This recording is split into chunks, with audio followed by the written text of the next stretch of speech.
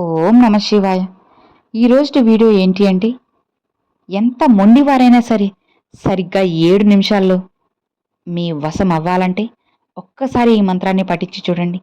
ఖచ్చితంగా మీకు చాలా అంటే చాలా మంచి రిజల్ట్ అయితే వస్తుంది. మన బంధం ఎవరైనా కానివ్వచ్చు, భార్యాభర్తలు కానివ్వచ్చు, అన్నాదమ్ములు కానీ, అక్కా చెల్లెలు కానీ, అమ్మానాన్నలు కానీ, లేదా మనం పనిచేసే చోట మన తోటి ఉద్యోగులు కానివ్వచ్చు, ఎక్కడైనా సరే ఒకరు మనకు దూరమైన లేదా కొన్ని మనస్పర్ధలు అనేవి వస్తూనే ఉంటాయి. ఎగ్జాంపుల్కి భార్యాభర్తల మధ్యలో కొంతమంది నేను గొప్ప అంటే నేను గొప్ప అని చెప్పి వేసుకుంటూ ఉంటారు. పెద్ద పెద్ద విషయాలన్నీ మర్చిపోయి ఒక చిన్న విషయమే దాన్ని పట్టుకొని సాగదీస్తూ లాగి జీవితాన్ని నాశనం చేసుకుంటూ ఉంటారు. ఇలా మనస్పర్ధలు వచ్చి విడిపోతూ ఉంటారు. లేక అన్నదమ్ముళ్ళు, అక్కా చెల్లెలు ఆస్తి గొడవలు కానివచ్చు, నగల దగ్గర కానీ, పొలాల దగ్గర కానీ, ఎక్కడైనా సరే ఏదో మనస్పర్ధలు రావడం, లేదా మీ నుంచి దూరం అయిపోవడం, ఇక ఇంతే నీకు నాకు బంధం తెగిపోయింది అని చెప్పి కొన్ని బంధాలు దూరం అయిపోతూ ఉంటాయి. కానీ మనము వాళ్ళ లేకపోతే మనకి నిద్ర పట్టదు, ఆకలి వేయదు, అసలు ఏది కూడా తోచదు. ఈ ప్రపంచంలో ఎవ్వరూ లేరు, నేను మాత్రమే ఒంటరిగా ఉన్నాను అని అంతలా అనిపిస్తూ ఉంటుంది. కాబట్టి వాళ్ళ నుంచి మీరు బయటపడాలి అంటే, ఖచ్చితంగా వాళ్ళు మీకు దగ్గరవ్వాలి అంటే ఈ మంత్రం ఎంతో బాగా యూజ్ అవుతుంది. ఒక్కసారి మీరు ప్రయత్నించి చూడండి. ఇది చెప్పుకున్నాక వాళ్ళ నుంచి ఫోన్ కాల్ కానీ, లేదా మెసేజ్ కానీ, లేదా ఎవరొక వ్యక్తి ద్వారా ఒక చిన్న సమాచారం కానీ ఏదో ఒకటి మీకు వస్తుందన్నమాట. ఇన్నాళ్ళు మాట్లాడిన వాళ్ళ నుంచి ఏదో ఒక సందేశం కానీ, లేదా ఒక పిలుపు కానీ వచ్చిందంటే అంతకన్నా సంతోషం ఏం కావాలి చెప్పండి? ఆలోచించండి, మీకే సమాధానం అనేది దొరుకుతుంది. మరి ఆ మంత్రం ఏంటి, ఎలా చెప్పుకోవాలి, ఎన్నిసార్లు చెప్పుకోవాలి అన్న విషయాలన్నీ కూడా నేను క్లారిటీగా ఈ వీడియోలో అయితే చెప్తానండి. ఆఖరి వరకు వినండి, ఖచ్చితంగా అర్థం చేసుకోండి. మీరు ఎవరి గురించి అయితే ఎవరైతే మీకు దగ్గర అవ్వాలనుకుంటున్నారో, మీ భార్య లేదా భర్త, ముఖ్యంగా ఎక్కువగా ఈ సమాజంలో భార్యాభర్తలు చిన్న చిన్న విషయాలకి విడిపోతున్నారండి. ఇది ఎంతవరకు నిజం మీరే చెప్పండి. ఒక చిన్న విషయమే కానివ్వచ్చు, దాన్నే పట్టుకొని సాగదీసుకుంటూ విడిపోతున్నారు.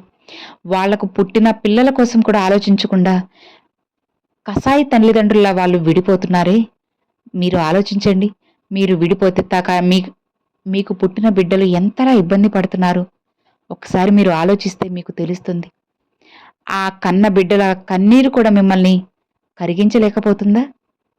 ఆ బిడ్డలు ఎంతలా అల్లాడిపోతున్నారో మీకు తెలిస్తే మీరు ఇలాంటి నిర్ణయాలు అస్సలు తీసుకోరు. కాబట్టి ఎప్పుడు కూడా అలా చేయొద్దు. ఇద్దరి తప్పులేంది అక్కడ గొడవైతే అస్సలు జరగదు. మన బంధం నిలబడాలనుకున్నప్పుడు ఒక మాట తగ్గడంలో తప్పేముంది చెప్పండి?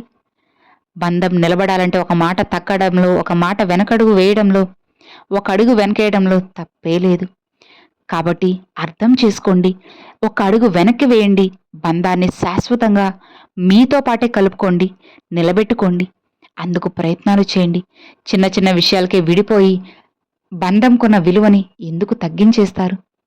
మీ భార్య కానీ భర్త కానీ మీకు కొద్దిగా దూరమున్నా, లేదా చిన్న చిన్న మనస్పర్ధలు తొలగిపోయి మిమ్మల్ని మీరు అర్థం చేసుకోవాలనుకుంటున్నా, మీకు దగ్గర అవ్వాలనుకుంటున్నా, మా అన్న కానీ మా చెల్లెలు కానీ నాకు దగ్గర అవ్వాలనుకోవడం, లేదా మా అమ్మా నాన్నలు దగ్గర అవ్వాలి, మమ్మల్ని అర్థం చేసుకోవాలి, ఇప్పటి వరకు అపార్థం చేసుకున్నారు, ఇకనైనా అర్థం చేసుకోవాలి, మా తోటి ఉద్యోగులు కూడా మాకు దగ్గర అవ్వాలి, మంచిగా మాట్లాడాలి, ఇలా ఎన్నో ఉంటాయి కదా. అవన్నీ కూడా మీకు జరగాలి అంటే, ఎవరైతే వ్యక్తి మీకు దూరం అయ్యారో, మీ భార్య కానీ భర్త కానీ అన్న తమ్ముడు లేదా మీ శ్రేయోభిలాషులు మిత్రులు ఎవరైతే మీకు దూరం అయ్యారో వాళ్ళ పేరుని తలుచుకొని ఈ మంత్రాన్ని అయితే చెప్పుకోండి. మీకు వీలైతే మీరు వాళ్ళ ఫోటోను కూడా చూస్తూ చెప్పుకోవచ్చు. లేదు అంటే వాళ్ళ పేరుని మాత్రమే తలుచుకొని తరువాత ఈ మంత్రాన్ని సరిగ్గా 21 సార్లు చెప్పుకోవాలి ఫ్రెండ్స్. ఆ 2+1 21 కలిపితే 2+1 3 అవుతుంది కదండి, త్రిమూర్తులు అట్లా అన్నమాట. ఖచ్చితంగా మీ కోరికలన్నీ కూడా నెరవేరిపోతాయండి. ఈ మంత్రాన్ని మీరు 21 సార్లు పఠించండి. అది ఎప్పుడెప్పుడు అంటే బ్రహ్మ ముహూర్తంలో పఠిస్తే బ్రహ్మాండంగా రిజల్ట్ అనేది వస్తుందన్నమాట. ఆ సమయంలో దేవతలు తిరుగుతూ ఉంటారన్న విషయం మీకు అందరికీ తెలిసిందే కదా. బ్రహ్మ ముహూర్తం అంత మంచి సమయం ఇక ఏది కూడా లేదు. కాబట్టి మీకు వీలైతే ఆ సమయంలో పఠించండి. లేదు అంటే రాత్రి సమయంలో చెప్పుకోవచ్చు. ఇక లేదు, అది కూడా కుదరడం లేదు అంటే మీకు ఎప్పుడు ఖాళీ ఉంటే అప్పుడు, మీకు ఎప్పుడు వీలుగా ఉంటే అప్పుడు, మీకు దూరమైన వాళ్ళ పేరు ఎవరైతే మీకు దగ్గర అవ్వాలని చూస్తున్నారో వాళ్ళ పేరుని చెప్పుకొని తర్వాత ఈ మంత్రాన్ని పఠించండి.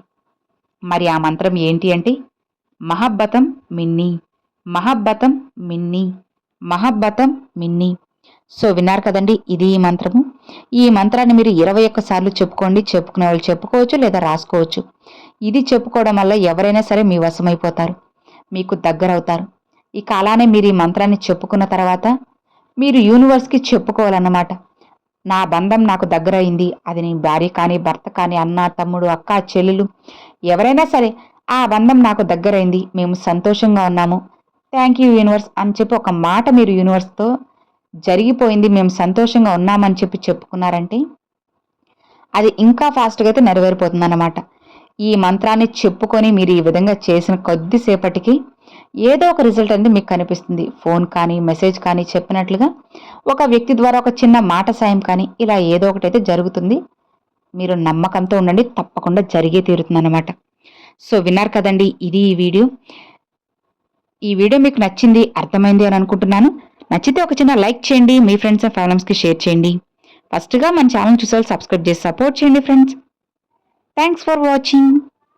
ఓం నమ శివాయ. శివాయ నమః.